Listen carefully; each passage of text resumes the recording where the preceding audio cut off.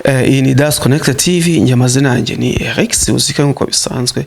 Reka rero manze mbasuhuze, mbifuriza ibihe byiza aho muherereye hose. Ubwo ndavuga abaherereye muri Afrika iyo dukomoka, abaherereye muri Amerika, abaherereye muri Aziya, n'abaherereye muri Australia n'ahandi hose mudukurikira. Ndizera yuko aho hose mugenda mudukurikira kandi ndizera ko mukomeje kugubwa neza.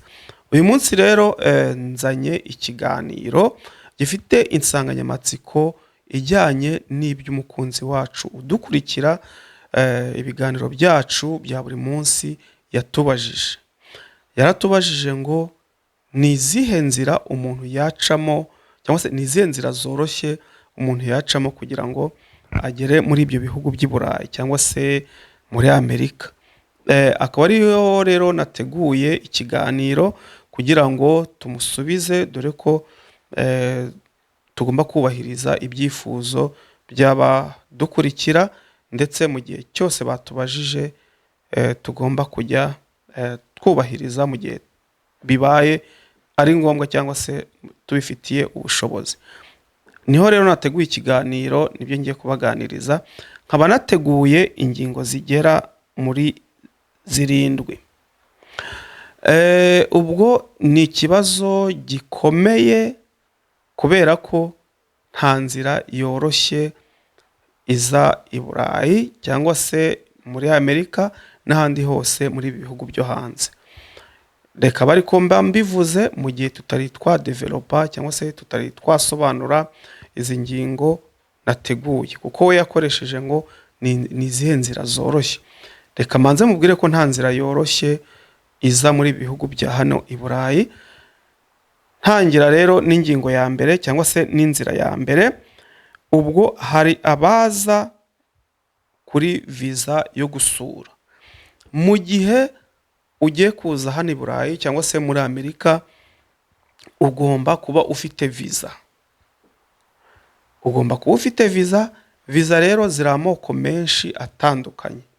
Hari yo kuza gusura, hari y'abadiplomate uba woherejwe n'ibihugu ubutuyemo, hari visa zo kwiga mu gihe wabuje kwiga inaha. Ubwo rero ni visa zitandukanye. Ubwo rero igihe waba uje gusura ufite abavandimwe cyangwa se inshuti, ababyeyi se, usaba visa yo gusura. Icyo gihe baguha amezi 3, ariko ayo mezi 3 yongerwa, akongerwa andi 3.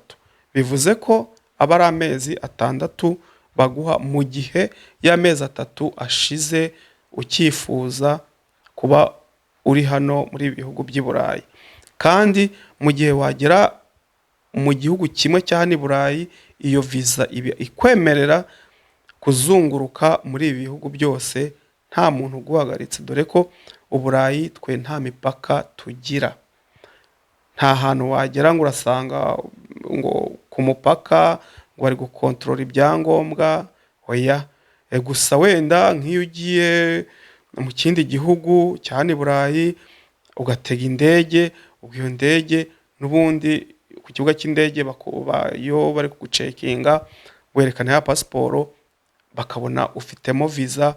Niba ari hano Denmark bayiguhaye, uba wemerewe kujya mu Faransa, uba wemerewe kujya mu Bubiligi, uba wemerewe ahantu hose usibye mu Bwongereza, niho badakorana. Cyangwa se ugasaba icyo bita Schengen visa, ubwo uza muri ibihugu bya Schengen, kandi ni hafi ya byose biba biri mu muryango ubumwe bw'i Burayi.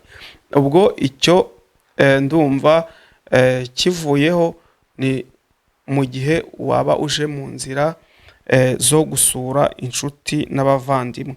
Noneho hari visa y'abadiplomate cyangwa se visa y'akazi mu gihe waba uje woherejwe n'igihugu cyawe. Icyo gihe ni igihugu uba ukorera igihugu, ubwo uza kuri iyo visa y'abadiplomate. Ubwo kubera ko izo viza nk'izo ziba ziri special cyangwa se ziba zitandukanye n'izindi ho nta gihe ntarengwa kiba gihari, biterwa n'akazi uba waraje gukora cyangwa se igihugu kiba cyarakohereje amasezerano kiba gifitanye n'ibi bihugu tuba dutuyemo. Ubwo urumva ko iyo nayo ari viza y'akazi cyangwa se y'abadiplomate, ariko ntibivuze ko nawe uje nko gukora muri ibi bihugu, wenda wabonye akazi muri ibi bihugu, nawe umuntu uri privé cyangwa se umuntu ku giti cye ushobora gusaba viza y'akazi. Icyo gihe rero hari ibisabwa ugomba kugaragaza ko koko wabonye akazi hano Denmark cyangwa se muri ibi bihugu, noneho ushaka viza. Icyo gihe rwose barayiguhereza ukaza ugakora, ariko ikaba yishyurwa, ariko nubwo wenda batari amafaranga menshi, kuko ayo n'ubundi wahembwa mu kwezi kumwe uba wakwishyura ayo uba warishyuye iyo viza. Ubwo rero murumva ko haba hari ibintu byinshi bagenderaho kugira ngo babe baguha iyo viza. Inzira ya gatatu rero wakoresha uza ni transfer. Mu gihe waba urwaye, uri umurwayi, muganga yakwandikiye transfer yo kuza kuvurirwa muri bihugu by'amahanga. Ntabwo ndavuga hari nk'abaza kuvurirwa mu Bubiligi, hari abaza kuvurirwa mu Bufaransa, mu Budage se. Icyo gihe iyo muganga yakwandikiye transfer, ubwo usaba viza yuko urwaye, ko ufite transfer wandikiwe na muganga. Ubwo murumva ko ibyangombwa byose ugomba kubisobanura cyangwa se ukabitanga kugira basuzume neza koko ko urwaye, ndetse muganga yakwandikiye iyo transfer. Iyo viza rero nayo ntago twavuga ko ifite y'amezi 3 yongerwa amezi 6, yani ko bimeze, ariko yo umwihariko uhari nuko igihe cyose urwaye bagenda bakongerera. Niyo mwihariko, bagenda bakongerera, ngo y'amezi 3 yashize utarakira bakakongerera 3. Ubwo umuganga wawe noneho niwe uzatanga impapuro zisaba leta ko bakomeza kujya bakongerera kubera ko utarakira. Ubwo rero icyo gihe iyo ukomeje kurwara urakomeza ukahaba mu gihe ukigendera kuri ibyo bipapuro by'umuganga, kuko akenshi abaganga baba bakorana na leta kandi leta nayo ikabumva, dore ko akenshi ikintu nabonye nta muri ibi bihugu bizera abantu babo cyane. Mu gihe umuganga kwandikiye ngo uyu muntu ararwaye kandi turi kubona tugiye kumwitaho mu gihe cy'amezi 6, mu gihe cy'amezi 9, ubwo na leta irakurikiza ibyo muganga yabahaye. Ubwo icyo kivuyeho mu gihe waba watse viza uje kwivuza. Noneho reka tujye mu nzira mu gihe waba uje kwiga inaha. Iyo uje kwiga inaha nk'uko twabisobanuye kuri biriya by'akazi, mu gihe woherejwe na leta, hari abantu benshi cyangwa se abanyeshuri benshi boherezwa n'ibihugu duturukamo. Ubwo ndavuga ni ibihugu biba bifitanye amasezerano, nk'iki gihugu cya Denmark kikaba gifitanye amasezerano n'u Rwanda. Wenda avuga ngo buri mwaka tuzajya twakira abanyeshuri bavuye mu Rwanda, tuvuge 100. Ubwo icyo gihe niba uri muri abo 100 uba ufite amahirwe menshi, kuko nta kintu wishyura, kubera ko ni igihugu kiba kikohereje kandi mu buryo cyangwa se bafitanye amasezerano. Ubwo rero ubuje neza, kuko ubuje mu masezerano y'ibihugu. Akenshi akaba ariho abanyeshuri benshi baza baje kwiga inaha. Icyo gihe rero ho uba unemerewe no gukora mu gihe waba waraje kuri viza yo kwiga. Ubwo wiga amanywa ugakora ikigoroba, cyangwa se waba wiga ikigoroba ugakora n'amanywa. izo viza ziba zemerewe no gukora, bitandukanye na ya viza nababwiye ya mbere yo kuza gusura, ho ntabwo uba wemerewe gukora, kereka igihe waba ugiye muri Amerika. Muri Amerika ho akenshi barabemera yuko igihe ugiye gusura cyangwa se kuri viza runaka, iyo ubishaka unarakora, kubera ko bo bitewe n'amasezerano nk'uko nabivuze baba bafitanye n'ibihugu runaka. Hari ibihugu abaturage babo baha umwaka, ugasanga ufite viza y'umwaka wose, ugasanga ufite viza y'imyaka 10. Tuvuge nk'urugero nko mu Rwanda hari nk'ujyayo afite nka viza y'imyaka 10. Icyo gihe rero urumva ko biba byemewe, uba wemerewe gukora. Niyo waba ufite viza y'umwaka umwe, nanone uba wemerewe gukora. Abajya muri Amerika ndumva ariko bimeze, nako mbose ntabwo nashidikanya, ahubwo ni gutyo bimeze. Ubwo rero icyo gihe iyo uri muri Amerika ukaba wenda utwara taxi, urugero iyo ugeze muri Amerika urakomeza kwitwarira taxi, ugahembwa, ukishyura imisoro, cyangwa se ukajya muri company nk'abandi nk'abene gihugu ugakora, ukishyura umusoro, igihe cyazagera ugataha, cyangwa se ugasaba n'ibyangombwa byo kugumayo mu gihe byaba bikoroheye. Dore ko muri uwo mwaka wose cyangwa se igihe cyose wamarayo uba umaze kumenya systeme nuko wabigenza. Ni ukuvuga ngo kwiga iyo viza irishyurwa mu gihe waba utoherejwe na leta cyangwa se n'ari amasezerano twavuze. Ubu ngubu bigeze ku 6,000 by'amakorona, 6,000 ubwo twabibara ko ari nka miliyoni y'amanyarwanda. Reka mvuge mu manyarwanda kuko niyo nzi, ariko ubigereranyije n'amadolari nanone bikaba ahuye n'amadolari nka 800 cyangwa se 900. Icyo gihe rero niyo wishyura muri ya periode yo wasabye yo kwiga. Mu gihe waba ugiye kuyongera, ubwo uzongera wishyure nk'ayo ngayo. Ariko umwihariko urimo nuko iyo uri kwiga unakora ubona ya mafaranga, n'ubundi amafaranga uhembwe ukwezi kumwe wishyura ya yandi watanze, noneho ukaba uri gukorera mu nyungu. Abenshi baba bafite amahirwe menshi, ndetse baba banasaguriza n'imiryango basizeyo, kabone n'ubwo baba baraje kwiga. Ariko haba hari utuzi twinshi ukora tukaguha amafaranga ugasevinga.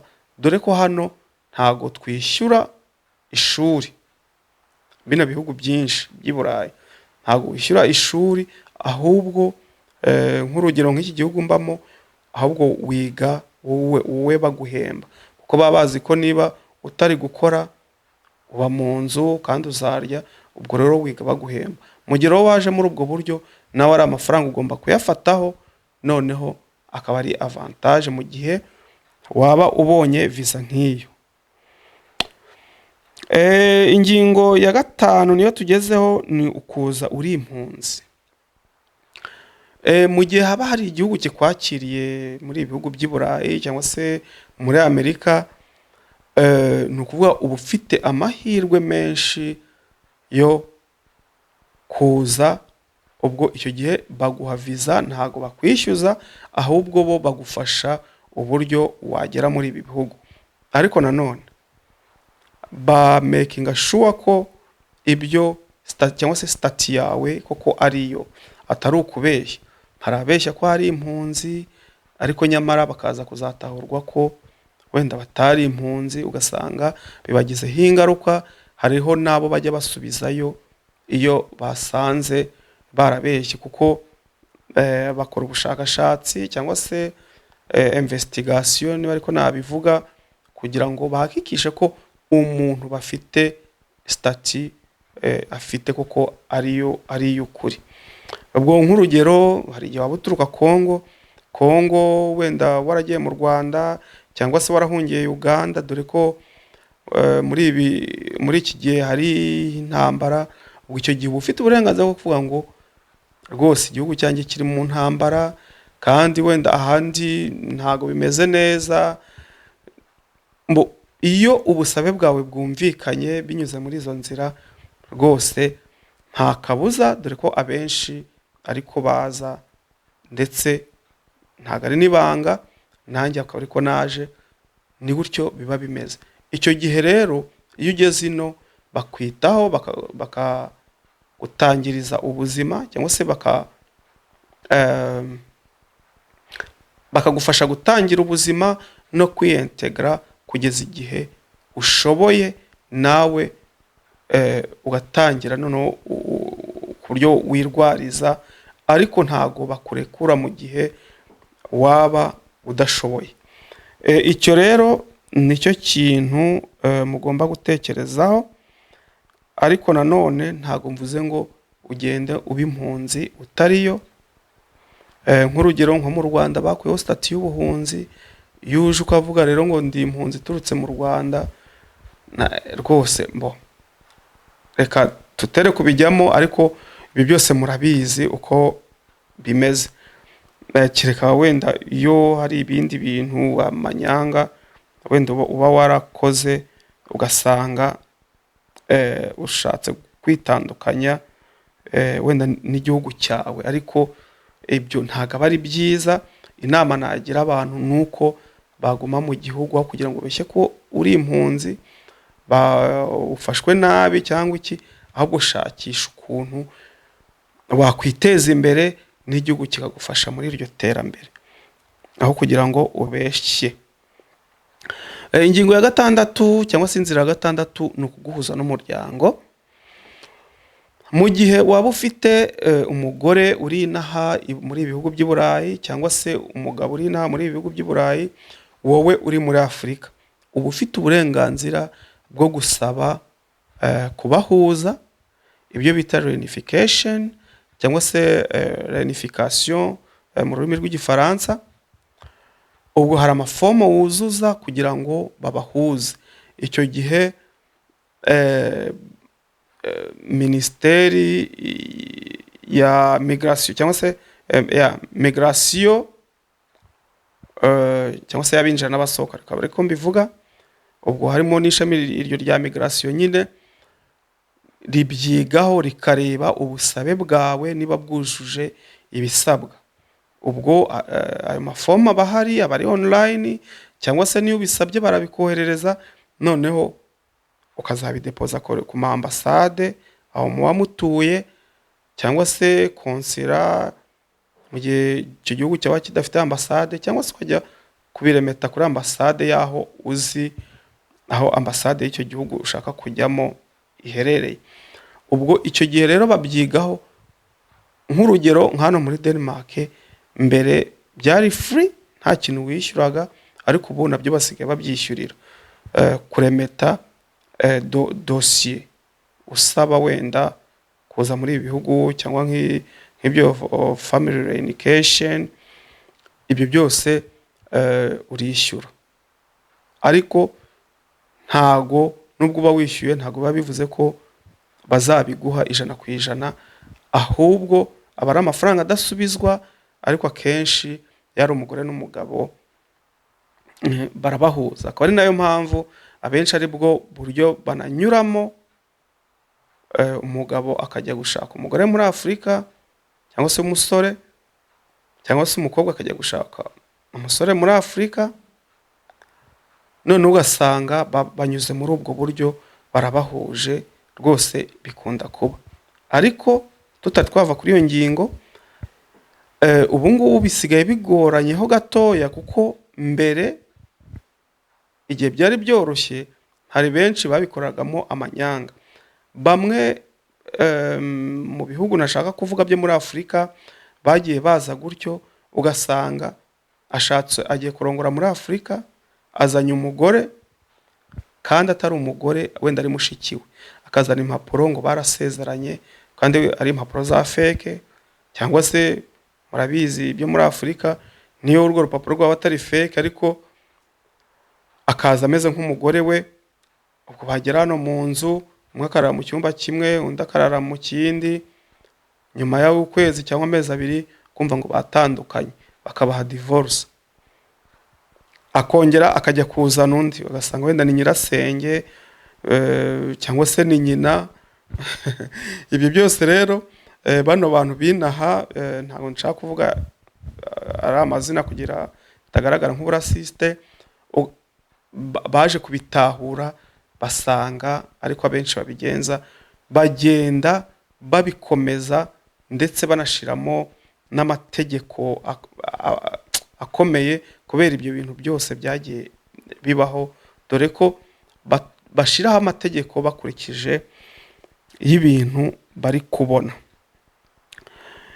Noneho ingingo ya 7 ari nayo ya nyuma no guca iy'amazi, ariko iyi ngingo muyitondere kubera ko iri to risk, if high risk. Nkuko mubizi mwumva abajya muri za Egypte cyangwa se za Libya kugira ngo bajye gufata amato abazana i Burayi, iyi nzira mu byumva ku maradiyo, ku mateleviziyo, ku binyamakuru, ni inzira igoye cyane aho abenshi baburiramo ubuzima. Hari igihe bazari nk'igihumbi ugasanga bageze hano ni nk'ijana cyangwa se 50, abandi barasize ubuzima bwabo mu nyanja. Akaba ariyo mpamvu iyi nzira rwose ari mbi, reka nze mbitindeho, iyi nzira nimbi ntakazagire n'uyitekereza, kuko hari abagurisha imyaka yabo, imirima, amazu yabo ngo bagiye guca muri zira nzira kubera ko bari kubona izindi zanze, ariko ntago iyo nama nayikugira, aho kugira ngo uce muri iyo nzira wakwigumira aho uri ugashaka igishoro muri ibyo wari ugiye gutanga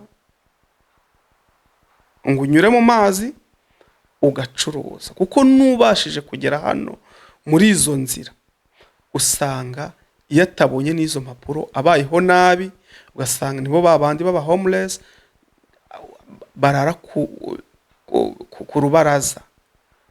Iyo nagiye mu Bubiligi ndababona benshi, mu Bufaransa. Iki kintu mukitondere rwose, iyi nzira ntago ari nziza. Mu gihe wabona ibindi byanze tuza ugumaho ngaho. Murabisoma mu binyamakuru ahantu hose, ndizera yuko nta muntu utazi risk zirimo, ndetse n'umwana w'imyaka 10 iyi nzira yayigusobanura ko ari nk'inzira y'umusaraba, ni inzira ibigoye cyane. Hari n'abageri no ugasanga nkara muri Espagne baba barubatse inzitiro, ibipangu bigera nk'iyo hejuru ku buryo niyo yanahageze yurira igipangu yanasimbuka ugasanga arapfuye, kubera ko ni bya bipangu biba bifite nka metero nk'icumi ujya hejuru. Urumva umuntu uri nk'iyo hejuru agasimbuka ni nko gusimbuka ku igorofa, uvuye ku igorofa. Benshi rero babigwamo, ndetse hari n'igihe abasha no kubaho noneho ko bwa burinzi bwo ku bipangu ugasanga bamwe bari kubarasa kuko baba bazi ko ari abagizi ba nabi cyangwa se n'abacengezi cyangwa n'abateroriste baje nko muri icyo gihugu, usanga bamwe barabarashe bapfuye amaherere. Umutungo wawe urawubuze ndetse ubuze n'ubuzima kubera iyo mpamvu. Akaba rero ariyo mpamvu ino ngingo nyitinzeho cyane, kugira ngo igihe cyose mwabona izindi zanze rwose ino nzira ntimuzayikoreshe. Reka rero dusoze kino kiganiro, ndizera ko umukunzi wacu watubajije kuri iyi ngingo ko twamukorera ikiganiro kijyanye n'ibi, ndizera ko asobanukiwe, kandi nshishikariza n'abandi mwese mukurikira ibiganiro byacu kujya mudukurikira mukatubaza ingingo twajya tubakoreraho.